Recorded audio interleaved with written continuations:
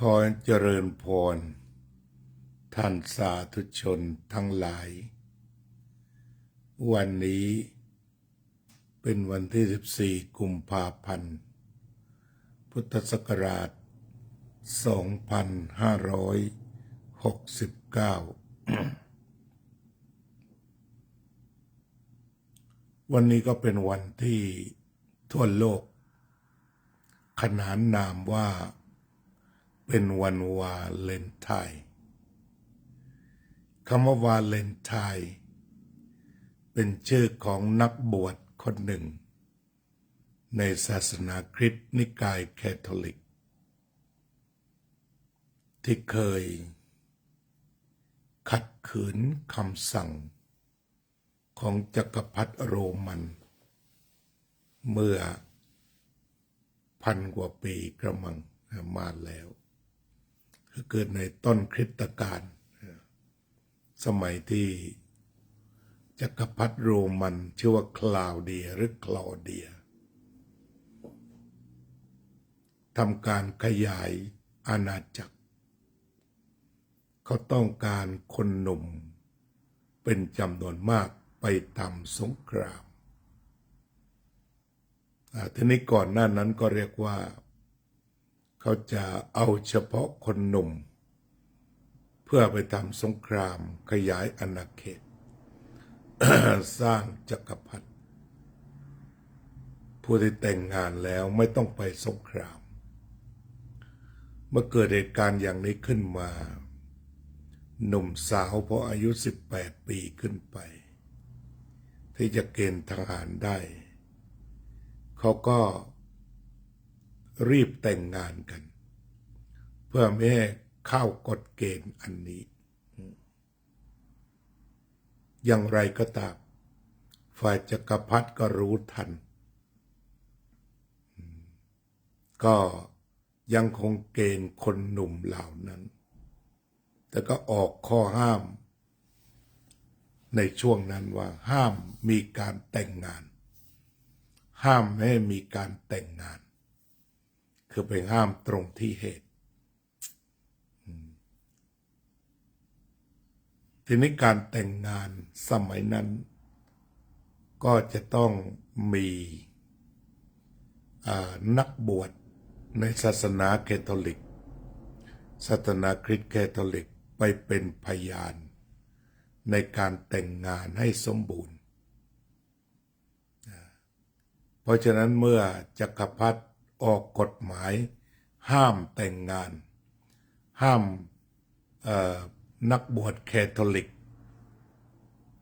ไปแต่งงานให้คู่บ่าวสาวห้ามจัดการแต่งงานให้คู่บ่าวสาวเจริญพรโยมฉันเจริญพรโยมทิติมาแต่อย่างไรก็ตามคนหนุ่มสาวซึ่งมีรักอยู่ก็ยังหวาดหวั่นว่ายังไงก็ต้องไปตายก่อนตายก็จะต้องแต่งงานให้มีคนรักซะก่อนทำยังไงทีนี้เมื่อถ้าไม่มีนักบวชมาเป็นพยานการแต่งงานก็จะไม่สมบูรณ์จึงจัดการแต่งงานแบบลับๆขึ้นเจริญพรโยมไพจิตสุขสันต์วันวาเลนไทน์นะโยมฉัน มีงานมีการทำรอสักระยะหนึ่งนะคุณฉันไม่ต้องรีบเตรียมเนื้อเตรียมตัวตั้งหลักตั้งฐานให้เรียบร้อยก่อนอายุอย่างน้อยแต่ว่าสุขสันต์วันวาเลนไทน์ไปก่อนครับหลวงพ่อ ลูกบ่าวของทุกคนนะให้เจริญในหน้าที่การงานโยมสุนิตวงศ์สุเทพโยมทิติมามาเดลโยมสิริพรณราจิรนเจริญพร ค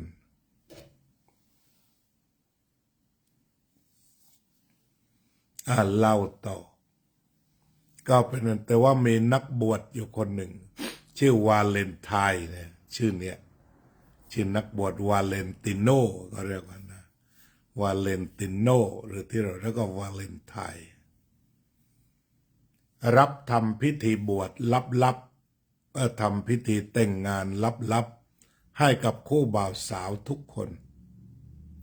ทำง่ายๆหาที่ลับๆเวลา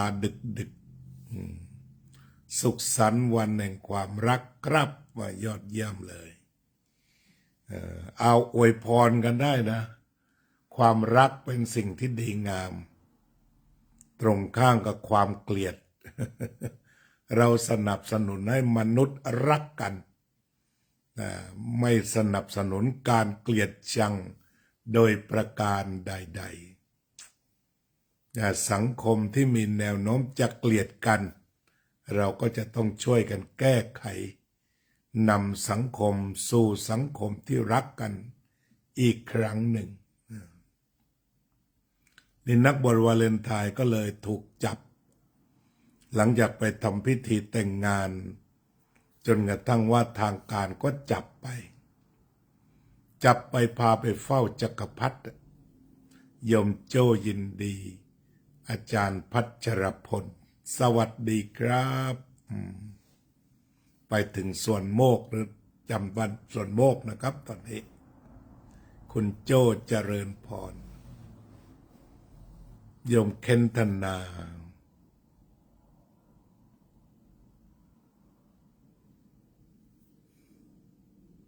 ก็เป็นว่า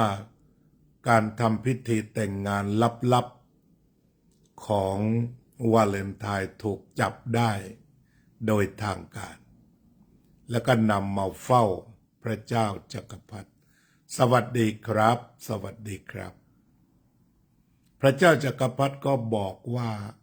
หากรับปากได้ว่า จักไม่กระทำพิธีแต่งงานให้คู่บ่าวสาวอีกจะปล่อย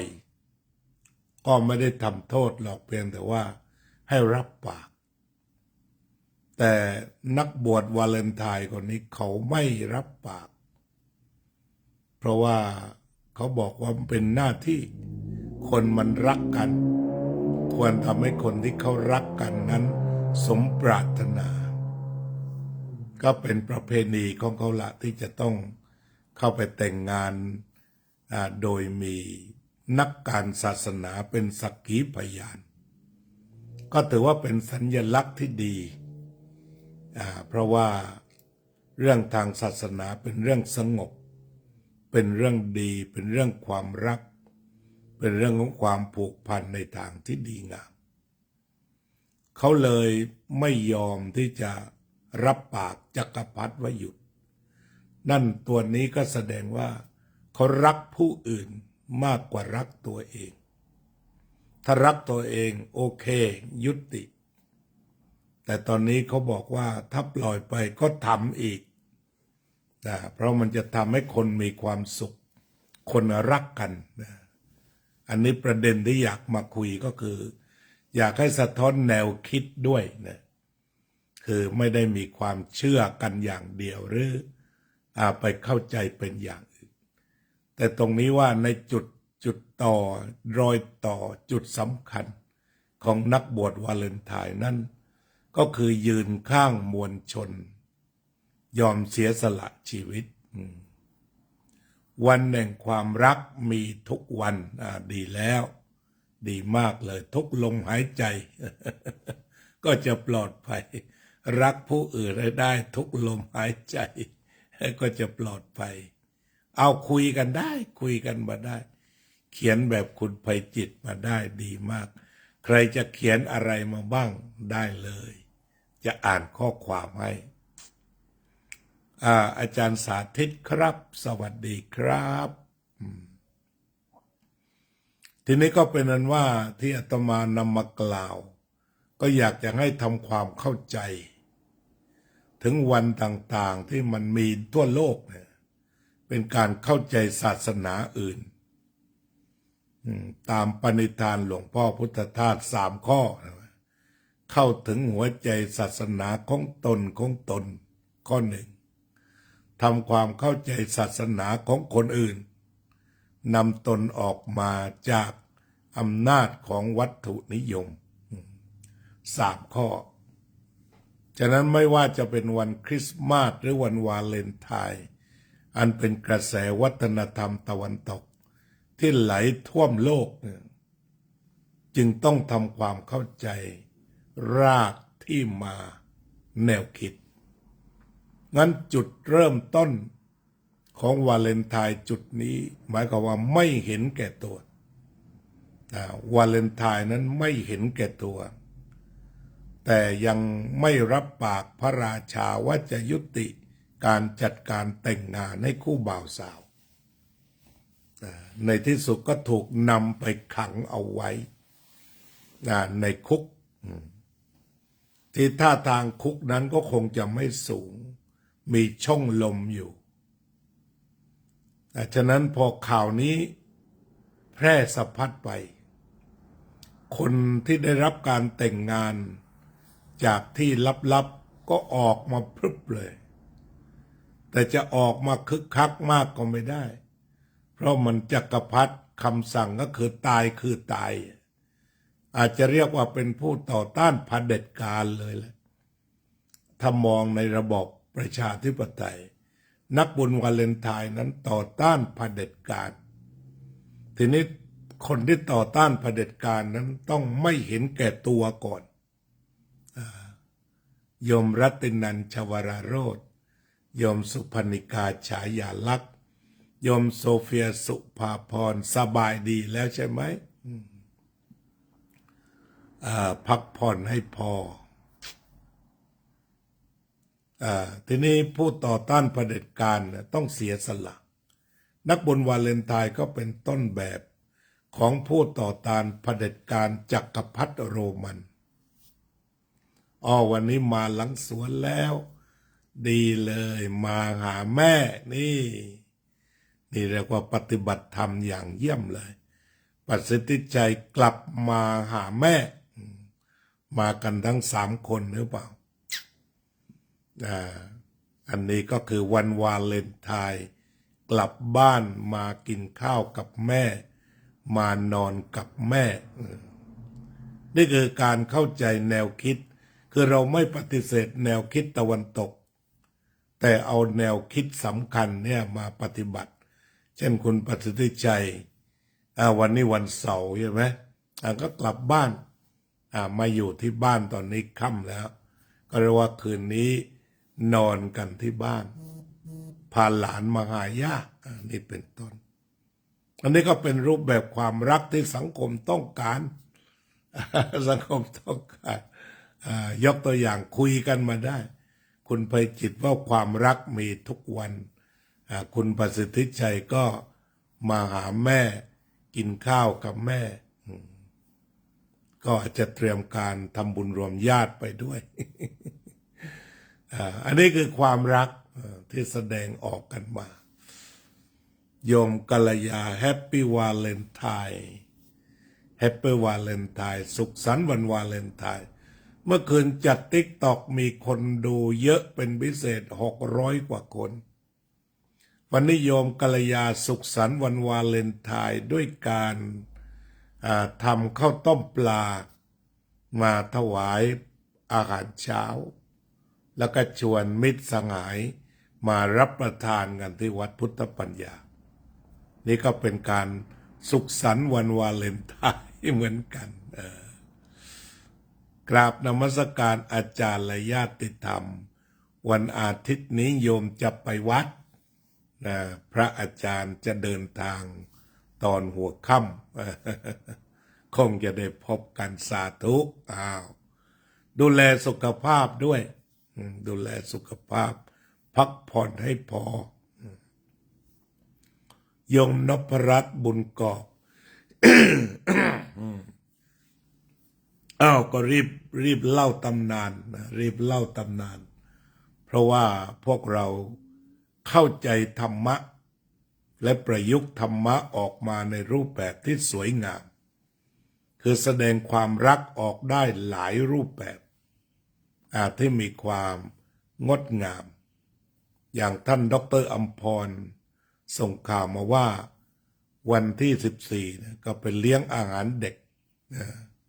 ที่โรงเรียนที่จังหวัดตากกระมังโรงเรียนที่โยมโซเฟียเคยไปหรือเปล่าโรงเรียนนั้น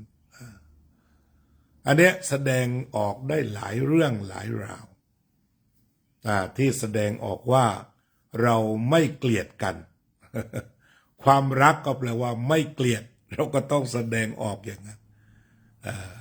ความรักมีเยอะที่ไหนความสุขก็มีที่นั่นสันติมีที่นั่นเมื่อนักบุญวาเลนไทน์ถูกจับก็มีบรรดาคู่บ่าวสาวซึ่งเคยได้รับการเสี่ยงเป็นเสี่ยงตายของนักบวชนี้ก็ได้นำเอาดอกกุหลาบสีแดงที่มาไม่ทราบว่าราคาเท่าไหร่ปีนี้คุณประสิทธิชัยทราบราคาไหม เนี่ยได้นำเอาดอกกุหลาบสีแดงเนี่ยไปเคลื่องขึ้นไปเคลื่องก็ไปทางช่องลมคุกก็คงจะไม่สูงนักเคลื่องลงไปจำนวนมากเลยมาเคลื่องทุกวันเผลอตาเจ้าหน้าที่แล้วก็เคลื่องออกมาทางข้างนอกทีนี้กล่าวถึงผู้คุมเนี่ยจริงๆก็เป็นคนดีรู้สึกสะเทือนใจที่จักรพรรดิจับนักบวชมาเนี่ยที่ตัวเองก็เห็นว่าเป็นโอกาสดีมีลูกสาวคนหนึ่งตาบอดก็อยากจะให้มาเรียนคัมภีร์ไบเบิลมันเป็นโอกาสดีก็เลยส่งลูกสาวเข้าไปเอาหนังสือไปก็เรียนกับนักบวชคนนี้นักบวชคนนี้เขามีความเชื่อมั่นในพระเจ้าของเขาเรียกว่าศรัทธาแบบถวายชีวิตแบบคริสต์ทั่วไปสมัยก่อนซึ่งเจอถูกกรึงไม้กางเขนเยอะในยุคแรกๆของโรมัน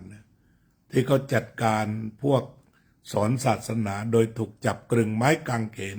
เหมือนพระเยซูไปหลายคนแต่เขาไม่กลัวในสำคัญตรงนี้เขาไม่มีความกลัวก็สอนโยมรังสิมารัตบุตรเจริญพรก็สอนคัมภีร์แล้วก็ให้ลูกของผู้คุมนั้นมีศรัทธาในศาสนาคริสต์ศรัทธาในพระเจ้าของอย่างสุดจิตสุดใจทีนี้จากการได้เรียนคัมภีร์กับนักบวชวาเลนไทน์คนนี้อย่างลึกซึ้งมีศรัทธาฝังลึกตนเองก็มีความปรารถนาอย่างแรงกล้าอยากเห็นหน้าอาจารย์สักครั้งหนึ่งในชีวิตเพราะว่าคนที่ดีที่อ่อนโยนที่สอนแต่เรื่องดีๆแบบนี้สร้างแรงบันดาลใจให้อยากจะอยู่ในโลกนี้แม้จะเป็นโลกมืดแต่ได้ใส่ธรรมะเข้าไปภายในจนสว่างไสวเขาก็บอกว่าอ้อนวอนพระเจ้าสิอันนี้ก็เป็นไปตามความเชื่อเธอก็อ้อนวอนทั้งวันทั้งคืนจนอยู่มาวันหนึ่งตื่นเช้าขึ้นมาตาของเธอสว่างและการเรียนคัมภีร์ก็ยังเดินหน้าต่อไปหลังจากสนิทสนมกันมากขึ้นใกล้วันประหารทางจักรพรรดิก็ไม่อนุญาตมีคำสั่งไม่อนุญาตให้เด็กคนนี้มาเรียนคัมภีร์ไบเบิลต่อไปนักบวชพอใกล้จะเสียชีวิตก็คิดถึงเอาเป็นว่าจึงเขียนจดหมายฝากไป แล้วลงลายเซ็นว่าจากวาเลนไทน์ของเธอ Your Valentine หรือวาเลนติโนแล้วก็ถูกประหารหลายร้อยปีต่อมาทางศาสนาคริสต์ยกย่องให้เป็นนักบุญ คือการเป็นนักบุญนั้นเขาจะมีการสถาปนาหลายปีครั้งหนึ่งอันนี้รู้สึกว่าจะถึง200 ปีหลังจากที่วาเลนไทน์เสียชีวิตก็ได้สถาปนาเป็นนักบุญวาเลนไทน์ที่อยู่ทุกวันนี้เพราะฉะนั้นนี่คือตัววัฒนธรรมตะวันตกความคิดทางตะวันตกทีนี้โลกปัจจุบันเนี่ยมันก็คือการบ่าไหลของความเชื่อของปรัชญาของวิถีชีวิตและทัศนคติที่บ่าไหลเข้าไปหากันวันวาเลนไทน์นี้ก็เหมือนกันไม่สามารถจะสกัดกั้นได้ก็รู้สึกว่าท่านนายกรัฐมนตรีของไทยก็จดทะเบียนซะด้วยในวันนี้หลายคนก็ไปจดทะเบียนกันถือฤกษ์แห่งความรักนั้นสิ่งที่อยากจะให้ขับเคลื่อนก็คือให้เข้าใจความรักที่สูงส่ง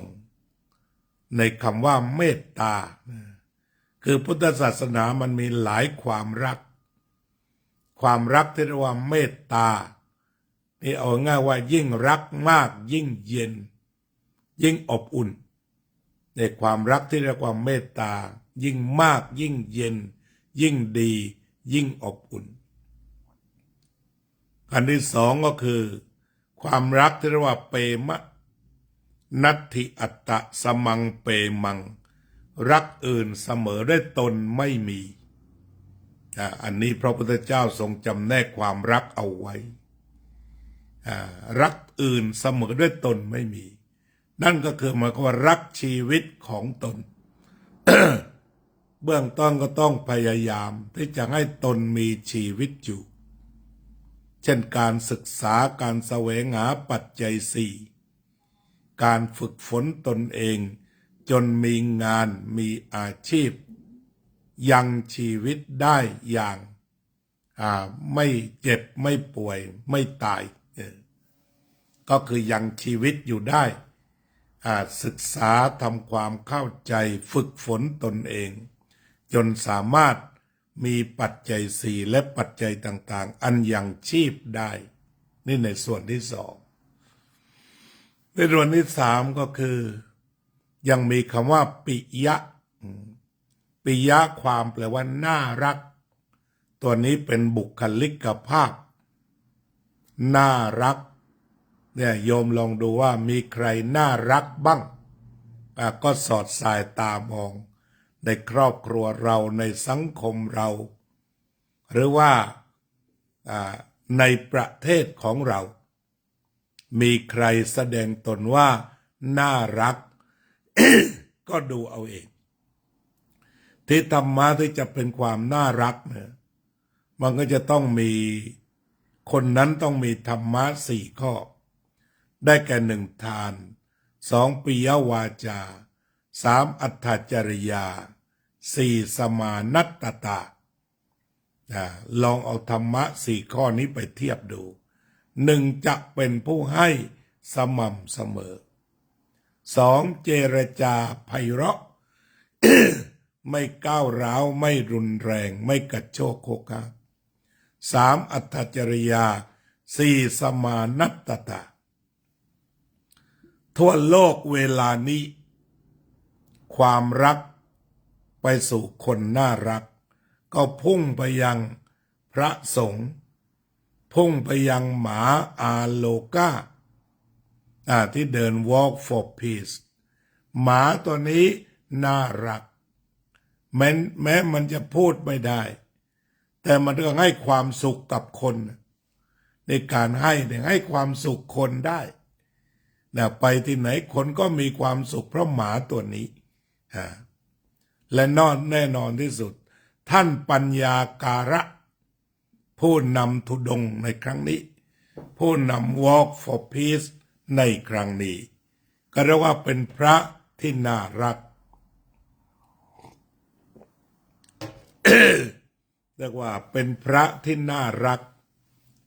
ความน่ารักนี่จะเห็นได้ว่าคนอยากเข้าใกล้มีความอบอุ่นคนที่น่ารักผู้พิการมารอคอย คนปกติทั่วไปอยากพบคนน่ารักมีน้ำมีผลไม้ต่างๆอาจจะฉะนั้นการ walk for peace เนี่ยสิ่งที่ได้มากที่สุดคือความรักความเมตตาแล้วก็ความน่ารักที่ทุกคนมีและชาวอเมริกันตลอดเส้นทางก็เป็นคนน่ารักไม่ใช่น่ารักเฉพาะพระตำรวจก็น่ารักผู้ดูแลทั้งหลายก็น่ารักกันไปหมดเรียกว่าปิยะก็แปลว่าน่ารักและหลายท่านเอาโต๊ะมาวางนำน้ำขวดเล็กๆมาวางไว้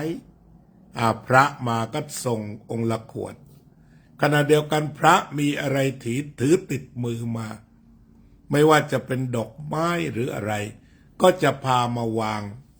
ให้กับคนที่เข้ามารับพรนี่คือสภาพที่น่ารักและสภาพความรักอันยิ่งใหญ่ เรียกว่าเมตตาคือความรักแล้วก็รักสุดท้ายก็คือราคะราคะก็คือความรักที่มีบ้านมีเหย้ามีเรือนเป็นไปเพื่อการสืบทอดพืชพันธุ์ของมนุษย์ความรักตรงนี้ถ้าพร้อมจะมีความสุขแต่ถ้าเต็มไปด้วยความขาดแคลนทั้งฝ่ายกายคือปัจจัยสี่ก็ลำบากฝ่ายจิตใจก็ไม่พร้อมขาดความรักแท้ทะเลาะเบาะแว้งกันไปทุกวันก็เลยเห็นนักการเมืองคู่หนึ่งเขาเขียนมาดีมากเราแต่งงานกันครบ12 ปีแล้วนะเรายังไม่ทะเลาะกันเลยและจะไม่ทะเลาะกันต่อไปนี่อาตมาเข้าไปอ่านดูแล้วก็รู้สึกว่าเขามีความคิดที่ดี12 ปีที่แต่งงานเราไม่ทะเลาะกันเลยแล้วจะไม่ทะเลาะกันต่อไปเพราะว่าการทะเลาะเนี่ยคือการทำลายความรักฉะนั้นไม่ว่าจะเป็นครอบครัวจะเป็นสังคมเป็นประเทศหรือเป็นโลกถ้าเมื่อไหร่ยุติความขัดแย้งความเห็นที่ไม่ตรงกันจนกระทั่งเกิดสงครามได้ความรักเกิดขึ้นแน่นอนฉะนั้นอาตมาก็ขอยกตัวอย่าง Walk for Peace เนี่ยมันเป็นต้นแบบของความรักเป็นการแสดงความรักอันยิ่งใหญ่ก็คือพระทั้งหลายในท่านไม่เห็นแก่ตัวก่อนแต่ความรักไม่เห็นแก่ตัวและท่านบอกว่าท่านมีความเมตตาในการที่จะเผื่อแผ่สันติภาพซึ่งหลวงพ่อโพธิพระอเมริกันบอกว่าใช่ประเทศของเรานั้นอุดมสมบูรณ์ไปด้วยวัตถุไปด้วยการศึกษาไปด้วยเทคโนโลยีแต่ยังยากจนภายในคือความทุกข์ยังมีกันอยู่มากเพราะฉะนั้นก็ขอขอบคุณโครงการที่พระท่านได้ทำขึ้นเพื่อมาให้คนได้ลิ้มรสว่า peace ความสงบนั้นมันมีอยู่แล้วไม่ใช่ไม่มีทุกคนมีความสงบอยู่แล้วดังอาจารย์ติษณทันบอกว่า peace is every step นั่นเองนั่นหมายความว่าความสงบพบได้อยู่ในทุกขั้นตอน peace is every step ความสงบพบได้ทุกก้าวยากฉะนั้นไม่ใช่คนอเมริกันไม่มีความสงบเพียงแต่ว่าพระท่านมาบอกว่าความสงบพบได้จากทุกดวงใจต้องมีความสงบมีอยู่ในทุกดวงใจแล้วเพียงแต่ว่าดึงมันขึ้นมาใช้ activate มันขึ้นมาภาวนาโดยการภาวนาขึ้นมาเวลาที่ภาวนาอานาปานสติหรือกำหนดรู้มีสติมีสัมปชัญญะถอนความพอใจถอนความไม่พอใจความสงบก็ปรากฏฉะนั้นพระท่านเดินไปบอกว่าทุกคนสงบได้ขณะเดียวกันการเดินทางของพระเป็นการปลุกความรักเพื่อนมนุษย์ แบบร้ายพรมแดนฉะนั้นความรักในความหมายเชิงพุทธของเราก็คือเมตตาแปลว่าความรักที่ดูทุกคนเหมือนกับเป็นเราหรือว่าเป็นมิตรกันทุกคนก็เหมือนกับเราทุกคนเกิดแก่เจ็บตายเราคือผู้เกิดแก่เจ็บตายเราก็คือเพื่อนของทุกๆคนเพราะเราเกิดแก่เจ็บตายเพื่อนก็เกิดแก่เจ็บตายฉะนั้นความเป็นเพื่อนที่จะดีที่สุดที่จะเสมอกันที่สุดก็จะต้องเป็นเพื่อนทุกเกิดแก่เจ็บตายนี่เองเพื่อนทางเศรษฐกิจก็ไม่เท่ากันความร่ำรวยความมั่งคั่งไม่เท่ากันเพื่อนในทางการเมืองความเห็นก็ต่างกันแต่ถ้าเป็นเพื่อนทุกเกิดแก่เจ็บตายแล้วล่ะก็มีความเสมอภาคกันอย่างแท้จริงเราเป็นเพื่อนทุกกันไม่เกลียดกันไม่กล่าวร้ายกันไม่ทำร้ายกันทีนี้เมตตาหรือความรักตรงนี้เราก็ดึงเอามา walk for peace โดยพระท่านบอกว่าท่านได้พิจารณาดูแล้วเรายังมีเพื่อนมนุษย์ที่มีความทุกข์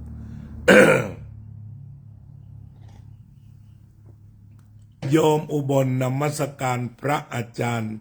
สุขสันต์วันแห่งความรักและเคารพค่ะ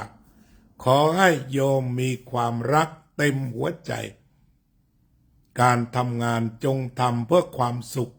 ของเพื่อนมนุษย์ทีนี้ตัวความรักเนี่ยเราก็ต้องดูว่าเพื่อประโยชน์สุขของเพื่อนมนุษย์แต่ถ้าเราอาศัยพระพุทธวจนะของพระพุทธเจ้าฉบับแรกที่ตรัสว่า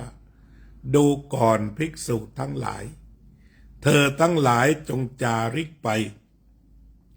เพื่อประโยชน์เพื่อความสุขแก่ชนเป็นอันมากเห็นไหมฮะอันเนี้ย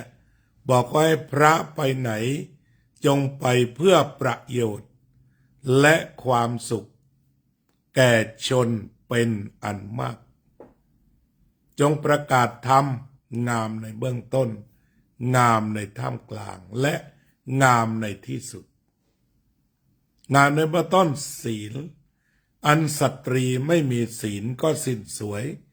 บุรุษด้วยไม่มีศีลก็สิ้นสีสมณะไม่มีศีลก็สิ้นดี ข้าราชการศีลไม่มีก็เลวทรามฉะนั้นเรามามีศีลกันเถิดศีลคือความสงบศีลคือความไม่มีเวรไม่มีภัยศีลคือความมั่นคงถ้าได้มีศีลกันแล้วความรักก็ปรากฏหลวงพ่อพุทธทาสได้กล่าวไว้คนมีความรักต้องมีศีลต้องตั้งอยู่บนความรักคือหนึ่งไม่ฆ่าผู้อื่นก็เพราะรักผู้อื่นสองไม่ลักทรัพย์ของผู้อื่นเพราะรักผู้อื่นเห็นใจผู้อื่นเห็นความเหน็ดเหนื่อยของผู้อื่นไม่ประพฤติผิดในกามไม่ล่วงละเมิดใครเพราะเห็นใจครอบครัวของผู้อื่นไม่พูดเท็จไม่พูดโกหกที่ทำให้คนอื่นผิดหวังไม่พูดเพ้อเจ้อไม่ดื่มสุราเมรัยหลวงพ่อพุทธทาสอธิบายแบบบ้านๆว่าถ้าดื่มสุราแล้วมันเอะอะโวยวายหนวกหูคนอื่นเขาฉะนั้นไม่ดื่มดีกว่าเนี่ยถ้ารักผู้อื่นศีลห้าก็จะครบเลยทีเดียวนี่คือวันในความรักแหละเพราะนั้นศาสนาทุกศาสนาก็สอนรวมไปสู่ความรักถ้าความรักบังเกิดสันติภาพเกิดขึ้นแน่นอน Walk for Peace คือต้นแบบของการปลุกความรักเป็นความรักที่ไร้พรมแดนเรียกว่า Universal Love หรือ Uncondition ตลอดเส้นทางที่พระท่านเดินไปนั้น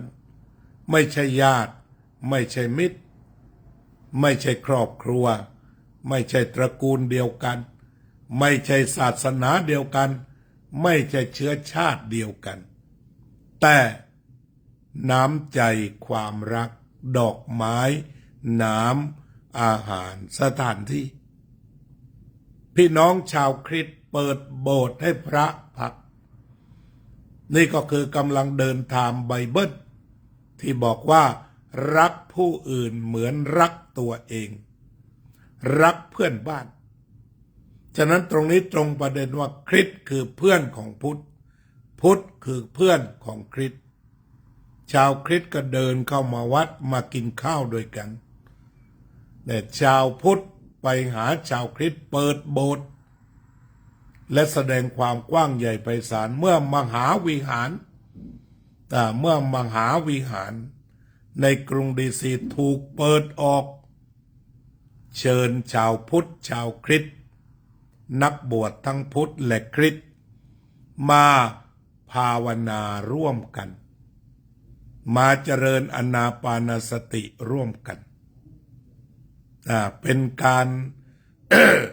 มาพบกันอันยิ่งใหญ่ไม่ได้นำบทสวดของตนมาสวดเพื่อที่จะทำให้เกิดพรหมแดนแม้สวดบทสวดก็สวดบทสำคัญสัพเพสัตตาอเวราโหนตุก็ขอสัตว์ทั้งหลายไม่มีเวรต่อกัน May all living beings be free from hostility ไม่จองเวรต่อกันสัพเพสัตตาอัพยาปัจจาโหนตุ May all beings be non-violence ก็คือไม่เบียดเบียนต่อกัน Be free from violence ไม่เบียดเบียนต่อกันสัพเพสัตตาอนิคาโหนตุ May all being be free from suffering ก็ขอให้มีเสรีหรือว่าไม่มีความทุกข์สุขีอัตตานังปริหะรันตุ May all being take care หรือ manage your life to be free from suffering ใช่ไหมฮะมีแต่เรื่องความรักมีแต่เรื่องของเพื่อนทุกเกิดแก่เจ็บตายงั้นการ walk for peace ก็คือเป็นการ activate แปลว่าปลุกขึ้นมาปลุกความรักที่นอนนิ่งไม่รู้จะแสดงออกอย่างไรให้ก้าวออกมา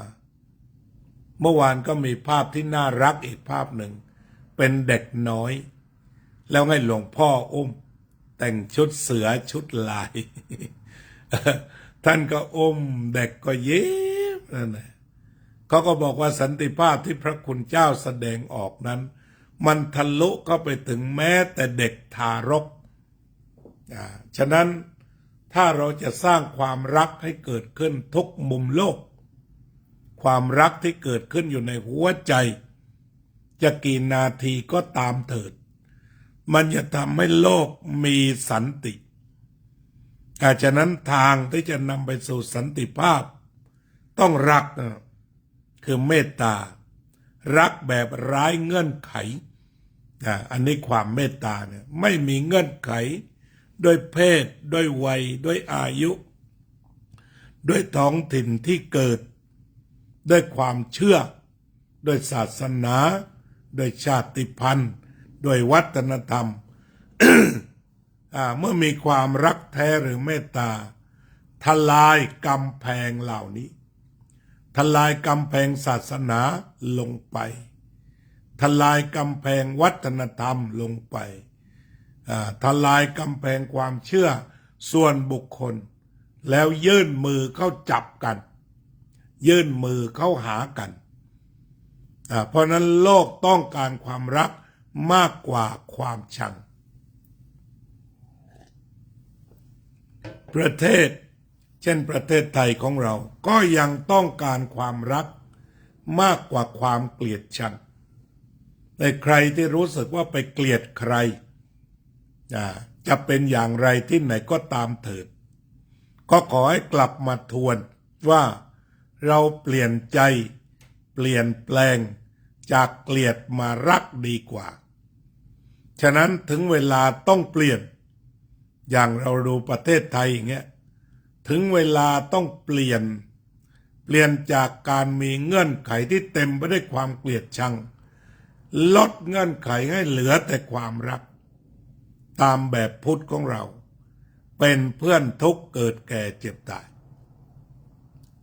เนี่ยนี่วางกรอบใหญ่เอาไว้ก่อนเนี่ยว่าเป็นเพื่อนทุกข์เกิดแก่เจ็บตายเป็นเพื่อนร่วมทุกข์เกิดแก่เจ็บตายแล้วเราก็กลับมาดูคนใกล้ชิดพ่อแม่เราก็ต้องรักสุดจิตสุดใจก่อนญาติมิตรคนใกล้ชิดพี่น้องในครอบครัวก็รักกันก่อนแล้วต่อจากนั้นแผ่ความรักไปสู่หมู่บ้านไปสู่ตำบลไปสู่ประเทศชาติไม่ให้มีรอยปริร้าวด้วยเงื่อนไขอะไรที่จะนำไปสู่ความเกลียดชังเราจะต้องถึงเวลาเปลี่ยนจากการเกลียดมาสู่ความรักวันวาเลนไทน์นี้อาจจะถือโอกาสที่ทุกคนหยุดเกลียดกันหยุดด่ากันหยุดคอมเมนต์ในการดูหมิ่นดูถูกดูแคลนโดยประการทั้งปวงโดยสถานะทางเศรษฐกิจด้วยชนชั้นด้วยสภาพการพัฒนาด้วยบ้านเกิดเมืองนอนด้วยชาติพันธุ์ตัดทิ้งให้หมดแล้วเราจะรักกันบนพื้นฐานพี่น้องของเราทุกคนเป็นเพื่อนทุกข์เกิดแก่เจ็บตายและใครที่ใกล้ชิดก็มีพระคุณต่อกันพ่อแม่มีพระคุณต่อลูกลูกก็มีคุณต่อพ่อแม่ถ้าลูกดีมีคุณต่อพ่อแม่คือความชื่นใจลูกจะต้องทำพูดคิดให้พ่อแม่ชื่นใจทำได้ไหมความรักมีแค่นั้นอย่าพูดวาจาที่ทำให้พ่อแม่หนักใจหรือทุกข์ใจ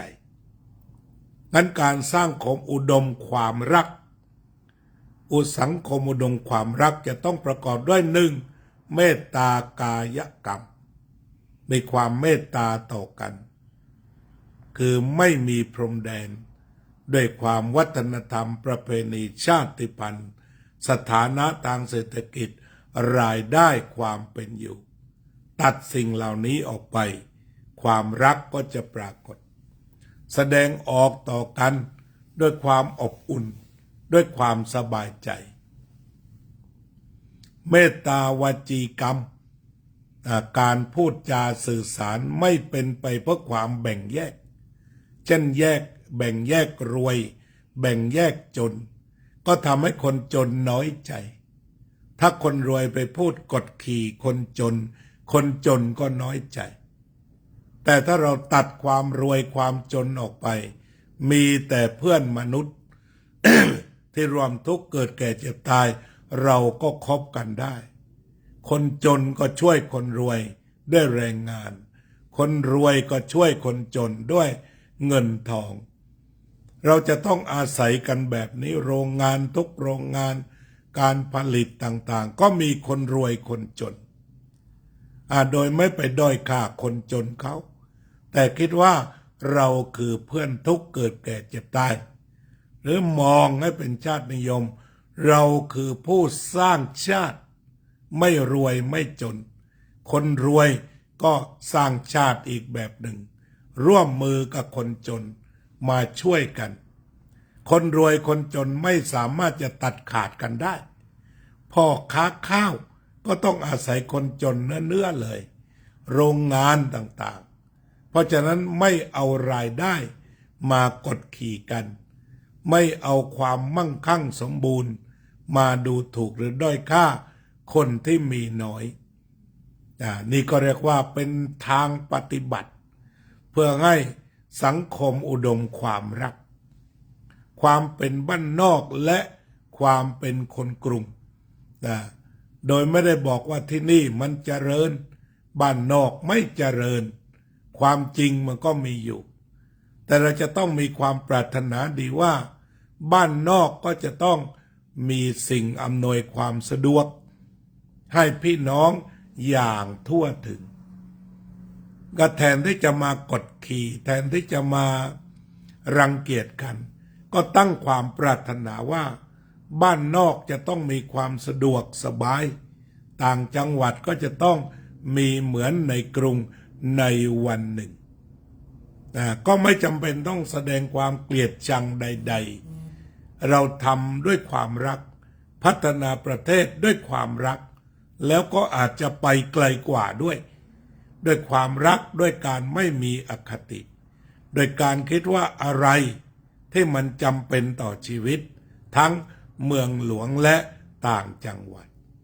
ก็มุ่งพัฒนาไปและคนก็รักกันมีความรักกันโดยไม่มีเงื่อนไขทางการเมืองไม่มีเงื่อนไขทางความเชื่อใดๆเงื่อนเดียวเป็นเพื่อนทุกข์เกิดแก่เจ็บตายตัดความรู้สึกเรื่องภาคออกไปตัดความรู้สึกเรื่องท้องที่เจริญไม่เจริญออกไปให้เหลือแต่หัวใจที่เห็นอกเห็นใจในการเกิดแก่เจ็บตายด้วยกันเวลามีไม่มากอยู่กันด้วยความรักแต่หลวงพ่อปัญญาเคยพูดถึงอยู่กันด้วยความรักหลวงพ่อพุทธทาสบอกว่ารักคำเดียวพอ อันนี้ในนามของความรักนะเราก็มีเรื่องความรักกันมากมายแล้วก็ขอให้เป็นจุดเริ่มต้นที่เราจะเปลี่ยนสังคมไทยตรงไหนมีความเกลียดชังด้วยเหตุปัจจัยใด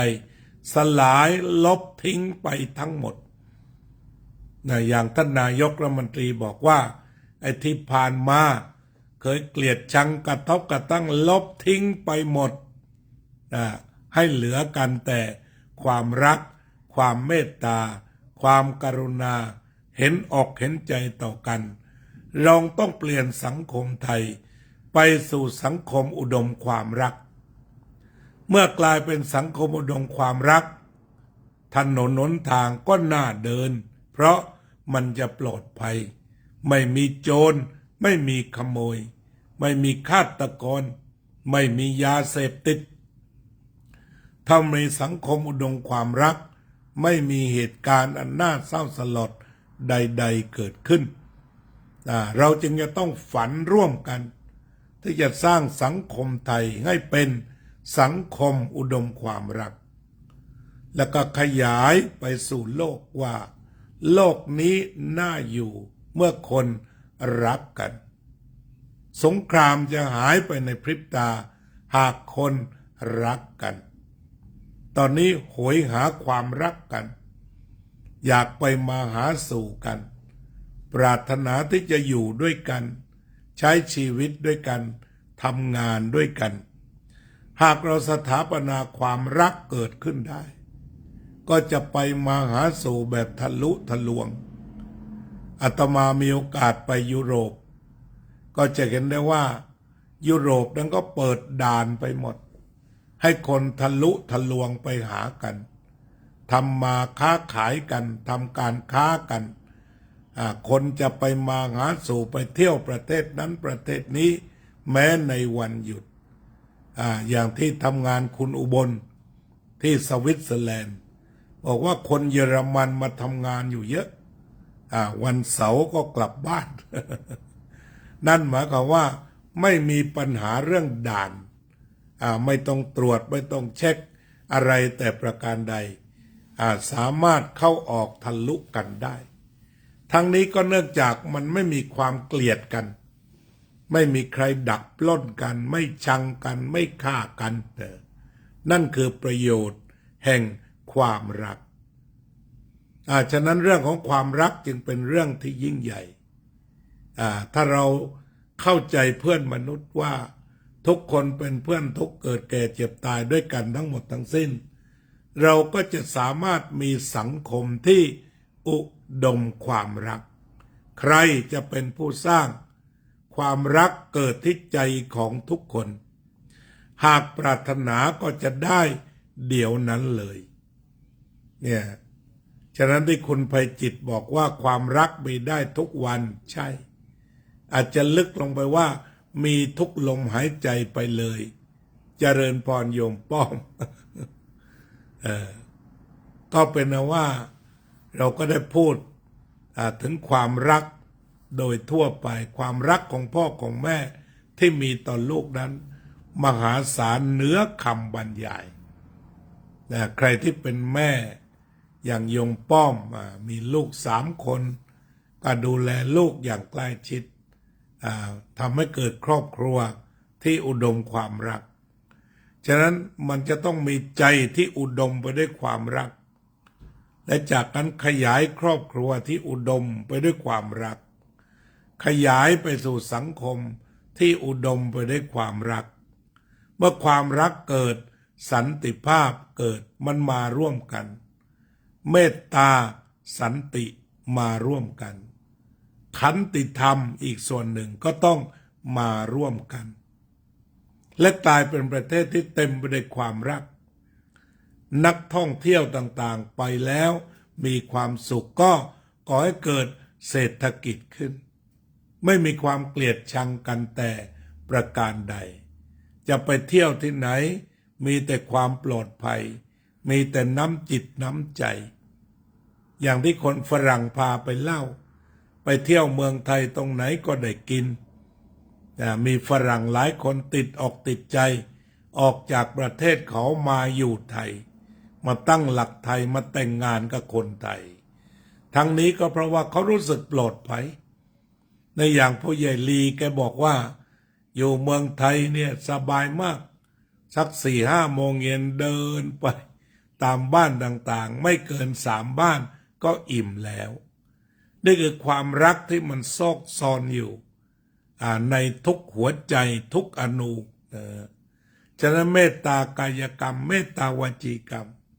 สื่อสารด้วยคำที่ไพเราะไม่พูดเท็จพูดแต่คำจริงไม่พูดคำหยาบพูดไพเราะไม่พูดเพ้อเจ้อเอาแต่เรื่องสาระแต่ความรักที่ใจกายวาจาใจก็คือจิตใจที่เต็มไปด้วยความรักที่แปลว่าไม่เกลียดมีแต่ความปรารถนาให้คนอื่นมีความปลอดภัยมีความสุขมีความเจริญบางทีคำอวยพรนั้นมีความหมายอย่างสูงส่งเพราะมันออกมาจากความรักบางคนก็ต่อต้านพูดไปทำไมอวยพรทำไมแต่ขณะนั้นมันเป็นการปฏิบัติธรรมเช่นเราพูดว่าสุขสันต์วันวาเลนไทน์ความสุขก็คือมันสบายใจสันติก็คือรู้สึกมั่นคงปลอดภัยสงบมีทั้งสุขและก็สงบฉะนั้นคำไทยสุขสันต์วันปีใหม่สุขและต้องสงบด้วยไม่ได้วุ่นวายอันนี้ฉะนั้นคำอวยพรที่เปล่งออกไปที่เขียนออกไปที่พูดออกไปที่มันกลั่นออกมาด้วยความรักนั้นฟังแล้วรื่นหูฟังแล้วสบายใจฟังแล้วมีกำลังใจที่จะก้าวเดินต่อไปมีทำงานมีคนต่างชาติเยอะอินเดียทิเบตแอฟริกาญี่ปุ่นตุรกีสเปนจีนอิตาลีเยอรมันโปรตุเกสอันนี้โยมพูดถึงสวิตที่อาตมากล่าวหลายชาติเปรียบเหมือนดอกไม้หลากสีค่ะโยมฟังธรรมและเห็นความสวยงามในโยมอยู่สวิตมีทั้งอินเดียทิเบตแอฟริกาทำงานร่วมกันแต่ไม่ทะเลาะกันไม่ต่อต้านกันต่างฝ่ายต่างส่งเสริมสนับสนุนซึ่งกันและกันมันก็กลายเป็น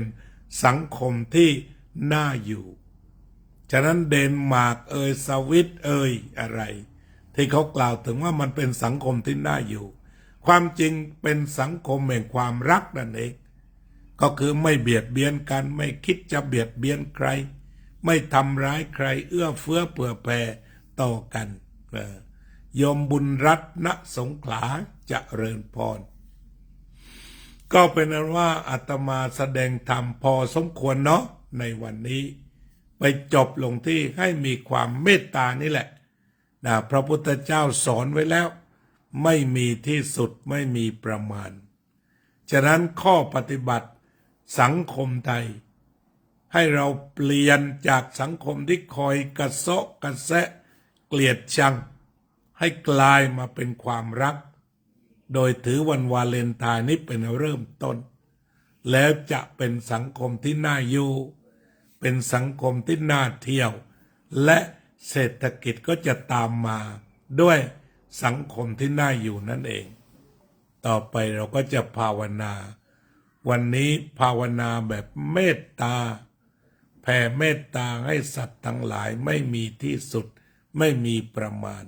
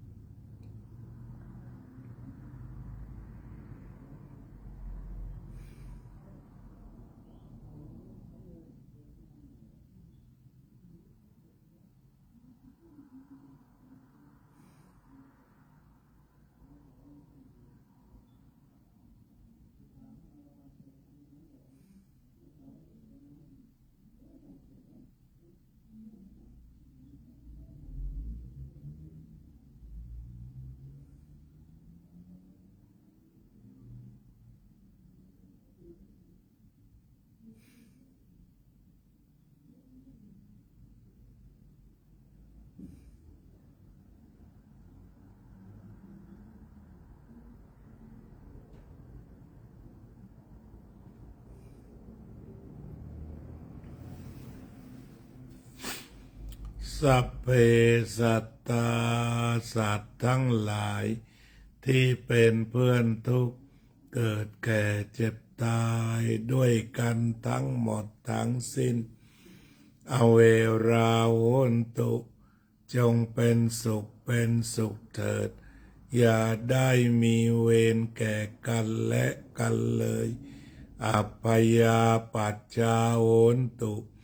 จงเป็นสุขเถิดอย่าได้พยาบาทเบียดเบียนซึ่งกันและกันเลยอานิฆาโหนตุจงเป็นสุขเถิดอย่าได้มีความทุกข์กายทุกข์ใจเลยสุขีอัตตานังปริหารันตุจงมีความสุขกายสุขใจรักษาตนให้พ้นจากทุกข์ไปทั้งสิ้นเถิดอภิวาทนาสีลิสะนิจจังวุธาปัจจายโนจัตตารโอธรรมาวัฏันติอายุวันโนสุขังพลังขอบคุณทุกท่านเนอ